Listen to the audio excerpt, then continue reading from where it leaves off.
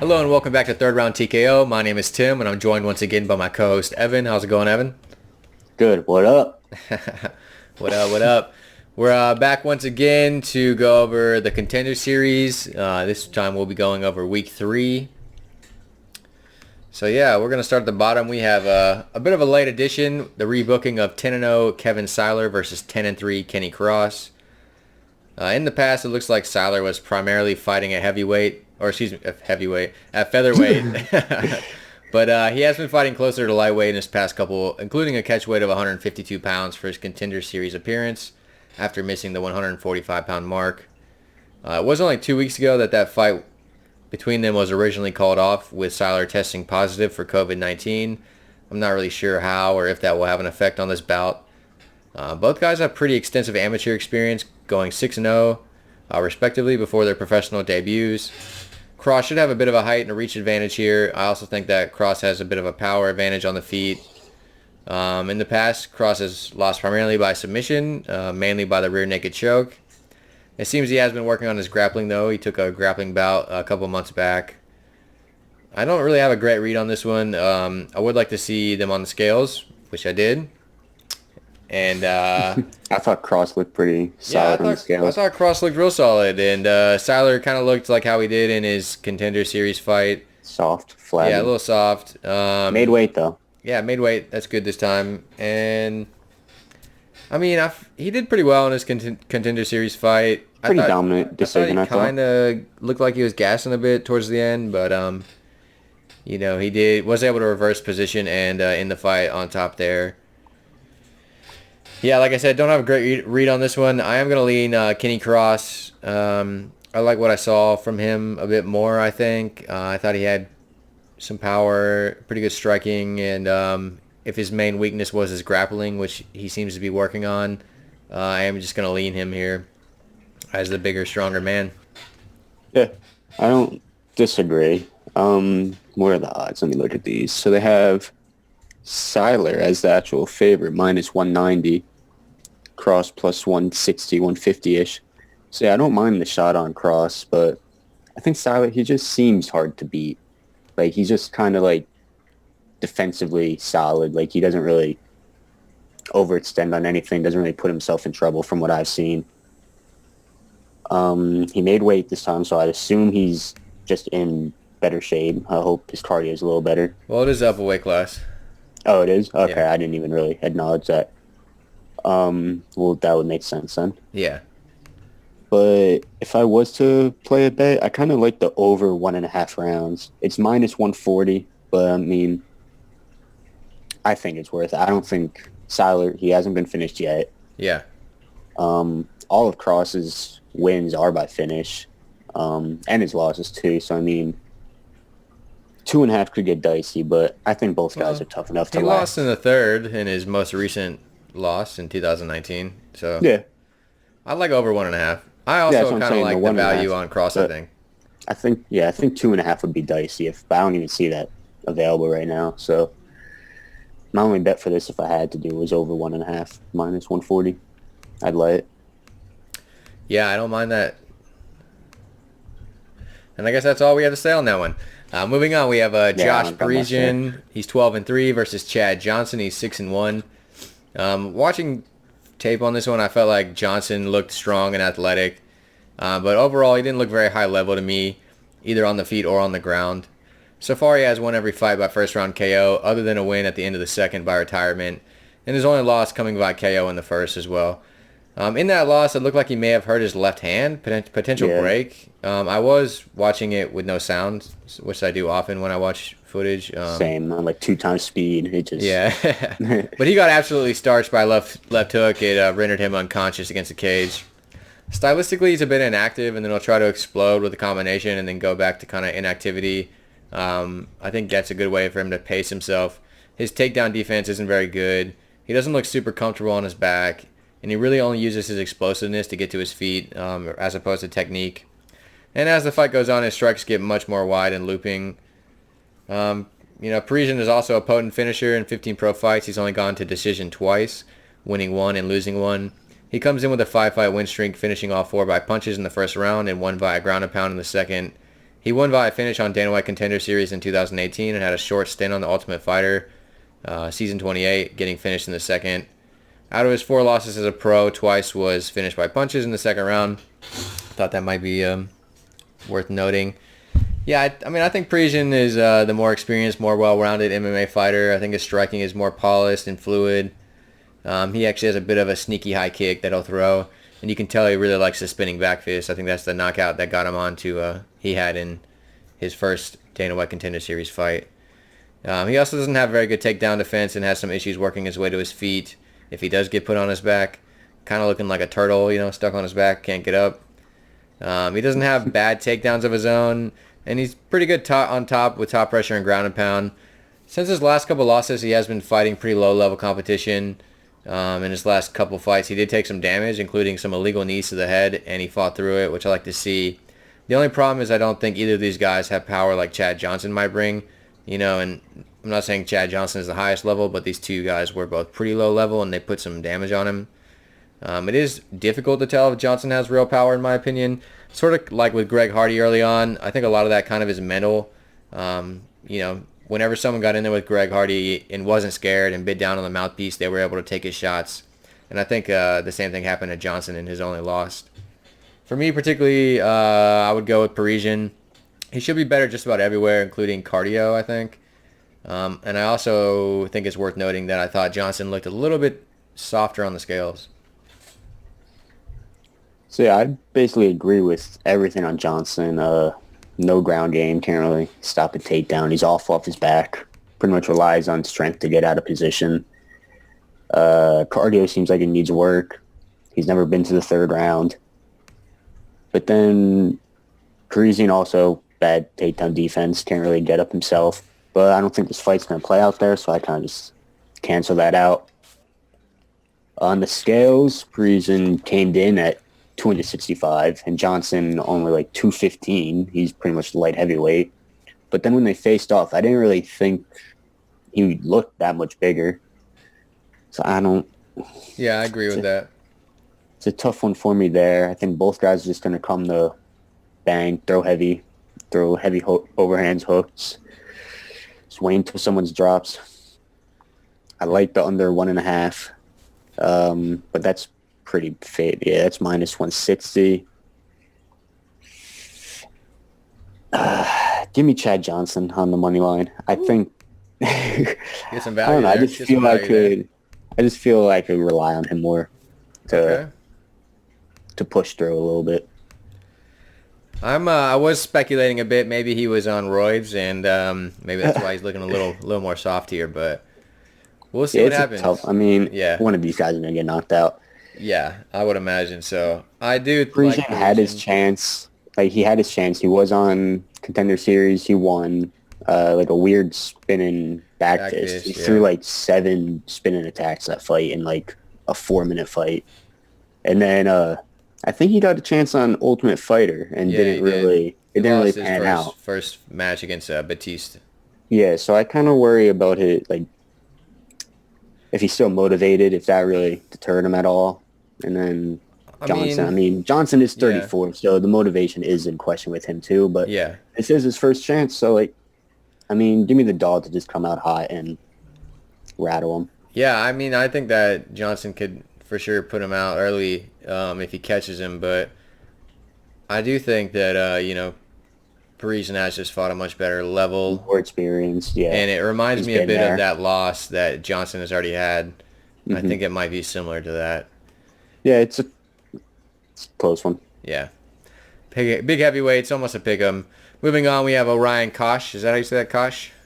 Beats the fuck out of me. Kosh? Don't have a clue. Orion Cosce, 6-0 versus Mac Dixon, 9-0. He's one of the Kosh brothers, or however you say it on this fight. He also has fought pretty questionable competition.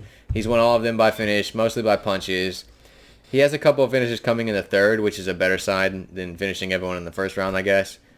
Matt Dixon has been fighting much better competition. He's fought for LFA, so that's a pretty big stage. I feel like that's almost a level right below the UFC. Yeah, it's in that tier. Yeah. And that was a win over Justin Peterson, which I feel like is very telling.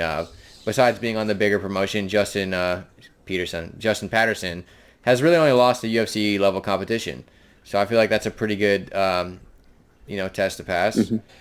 This is MMA. Dixon could get caught, of course. It seems like the Kosh brothers have some power in their strikes.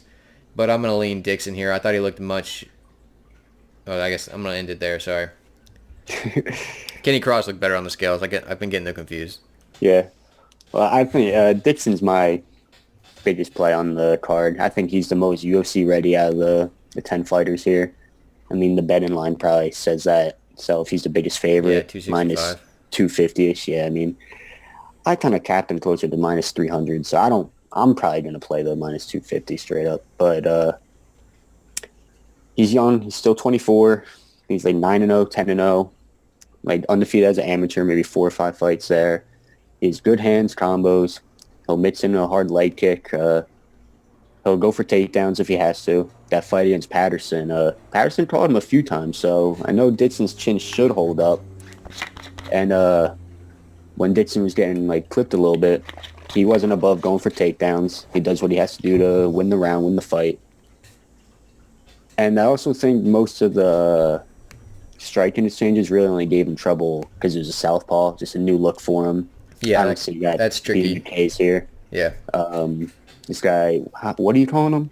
Kosh. Orion? Kosh? I'm going to call him Orion. Fuck it. Orion? I mean, first name basis. Yeah. You guys are friends. Yeah, Tuesday night fights. We call you by the first name. But Orion, like you said, he hasn't really fought anyone like his brother. He seems like he can clock some cage control time, kind of just wrap you up against the fence. But give me Dixon. I like Dixon money line. Probably gets the finish, but I don't even know if they offer those could finish odds on. Not often, yeah. So, I like Dixon here as well. I think he's a good play. I've been betting every fight for the past 2 Contender series. I've gone 4 or 5 both times. Mostly favorites, but I've been winning money, so. Yeah. I wish they did some cool props like Dixon to win and get a contract. That'd be dope. Yeah, I actually think that'd be real cool. And then maybe get it at Pick'em, because I think he wins and I think he signs and just fights in a month. But regardless.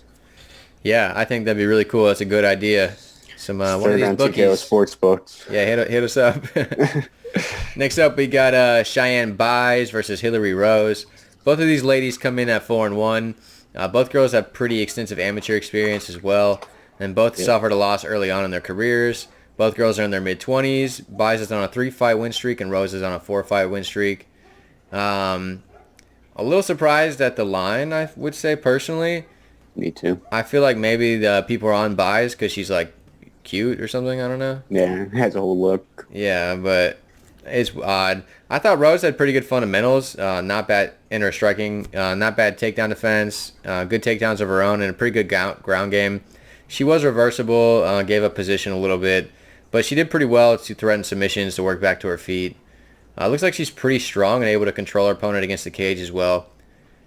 Biz, to me, looked like the better striker. A little more fluid. Nice movement with nice footwork. Pretty good speed. I don't think that she has as much power as Rose, but I do think that she'll have an advantage on the feet. The one thing I would say about Cheyenne is that she looked to mix in takedowns and clinches, and I feel like that kind of would play into Rose's game plan more. I did see that Biz was able to catch kicks and kind of work her own takedowns as well. Did good. But to me, I think that for Biz to win here, she's going to want to keep it standing. Use her strikes, use her footwork. I think she could outpoint Rose on way to a decision using that route. But Rose is kind of a grinder. She makes it kind of scrappy. She gets in there. I do expect her to, work that clinch, work that cage control, and try to get her down. I am going to lean Rose. I like the line on this as well. Like I said, I think it's quite a bit off. It looks like Biz is the biggest favorite on the card right now. So I would definitely take that value on Rose there. Yeah, I agree. Like you said, they both have similar experience. Pretty, not solid amateur records, but they fought 10 plus amateur fights roughly. Yeah. Both are 4-1 pro. I like Rose here as well. She's a opportunist grappler. She will be submission over position, can get reversed, but Contender Series, that you're going to get that. Yeah. She's tough, gritty. She'll go for it. She only has 2 fights that I saw on tape, but I thought just from the first fight to the next fight, her striking improved, like, not significantly, but she just looked better, looked more fluent, more just composed, wasn't really throwing wild.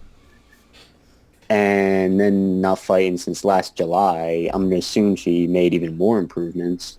Whereas Biz, I feel I watched every fight that they had, and she seemed the same fighter every fight. Yeah. Just little boxing combos, throw leg kicks, get some cage control, get a takedown, just basic, nothing special. I can see her winning a striking decision. So, I mean, I do get her being the favorite, but I think what's her line right now? 275, I think. Minus 275, that's insane. 270, 261, 275. That's ridiculous. Anyway, this is one of those fights where it's kind of like 2 similar level opponents making their debuts, and one of the guys is like a huge favorite. I usually like to play one of those guys that is the underdog there, because a lot of times they're similar levels, and, you know, definitely. I think it's overall, you'll make money doing that. Yeah, I don't know. Rose could even catch a leg kick, get her takedowns there, but I think the striking is going to be pretty even, maybe slight edge to Biz, and then Rose just winning the grappling, getting the takedowns to close out the rounds. So I'll take Rose by decision. Yeah. I mean, she could even get a sub. I'm not going to fuck with the over 2.5 or whatever. That's too chalky. I'd like Rose to win. She's plus money, and I'm taking her. I would pick her. I'm definitely going to pick her, put a bet on her. So, Main event, we have Victor Reyna. He's 11-4 versus Lewis Kosh. Whatever, Lewis. We have Lewis, another brother. He's 6-0. Brother Lou. Yeah, the only footage I could find was against Sir McCohen. Just a ridiculous name. It's an 8-second knockout. That's he basically just walked right across the cage and put him unconscious. So it's hard to know like where he's at. You'd imagine he has some power, obviously. For those reasons alone, I like Reyna here. He has that win over D-Rod. I think that's a pretty good win. He's only really lost UFC caliber opponents, and none of his losses were by KO. That's a big sign I like to look for against one of these KO artists. And he's also a bigger guy and has a height and reach advantage, I'm pretty sure. So give me Reyna.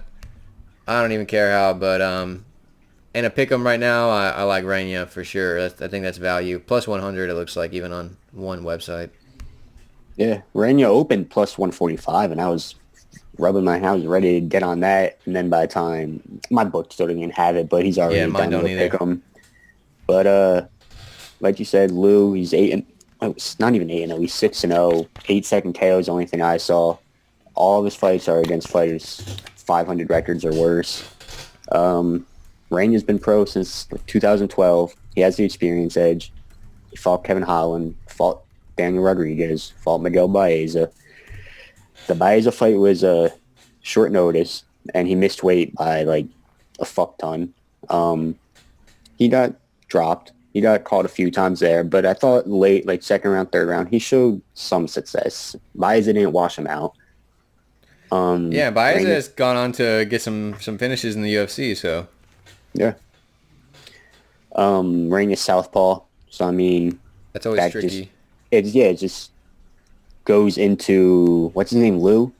Lou. Not figuring out that range, not figuring out the southpaw immediately, and then first round's over. Now you're in the second round for the first time in your career, and you still don't really have that figured out yet. And then you're getting clipped, and then, then you're tired, and it just doesn't mix well with this guy who's 6-0, all first round finishes over no one. Yeah. But, in his defense, that's how you should beat these 500 fighters, first round finish. So, very true. I don't know. You can't knock him on that, but Reyna's not an easy loss. He's not easy to beat. Like you said, he's never been finished by strikes, but right before the Contender Series, it was a weird no contest. He was knocked the fuck out in 21 seconds, but they ruled it no contest. If anyone knows why it was a no contest. Yeah, I didn't see that. he definitely got rocked, definitely got dropped, and then it was just called, and I was watching without sound, so I don't know what really happened. But it's like, I mean, he was bopped there. Following fight Bison did knock him down, but I think he gets it done here. He stood with Daniel Rodriguez for 15 minutes. That was D-Rod's 5th fight, but I think Reyna gets it done here. Maybe decision. Yeah. I mean, that guy that caught him, looking at his losses, 2 to Derek Krantz, 1 to Kevin Holland, 1 to Ian Heinisch. So, yeah. I get he doesn't have a great record, but he was fighting, looks like pretty top-level opponents over in LFA and stuff. I just didn't know what to make from that because I don't know why it was no contest. I didn't know if, like, maybe the ground and pound was back of the head. It looked like an awkward position.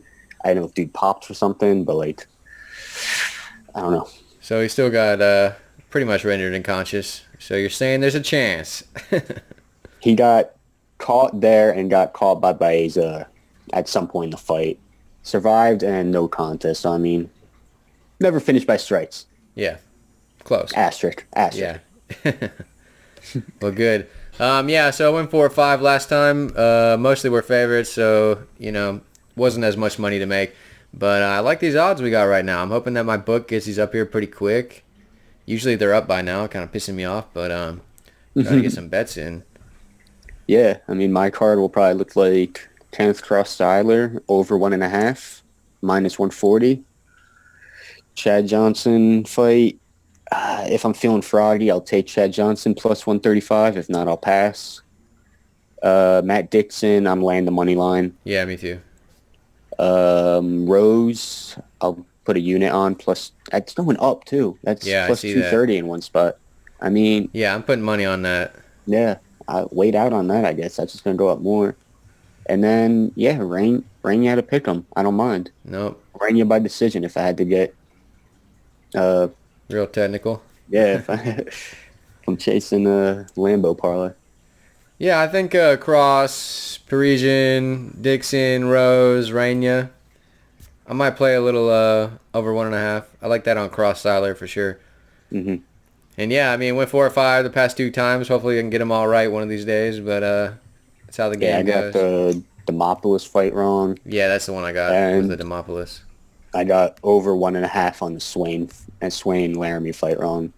I mean, he was getting his ass beat, but I think if he wasn't injured, he would have lasted an additional 2.5 minutes. Yeah, I agree with that for sure. It was a parlay with the whatever the fuck her name is, Demopoulos anyway. Demopoulos, yeah. So lost either way. Exactly. That's the way you want to lose. That's the way you want to lose a parlay. Exactly. Yeah, you just root for whoever you bet against originally. Yeah. Well, yeah. Thank you, Evan, once again for joining me. And thank you guys. No, it's all right. Yeah. I don't know. We've been kind of struggling on the UFC videos to get them out a little bit. It's hard to find time. There's just already so much content out by the time we get around to it, especially for the pay-per-views. Yeah. Maybe these smaller cards like this when there's a lack of stuff. Maybe we can try and do some breakdowns of specific fights or whatever. But we really appreciate you guys checking out the last video. Got like 300 or 400 views or whatever, and not a ton of time. I think we posted it like the night before or something. Yeah, so I think it's at 500 now for whatever that's worth. Nice. So yeah, thank you guys for the support. We'll keep coming out with some videos, and we wish you guys great success betting and in your picks on this Dana White Contender Series Tuesday night fights. Thank you once again, Evan. Go Mavericks.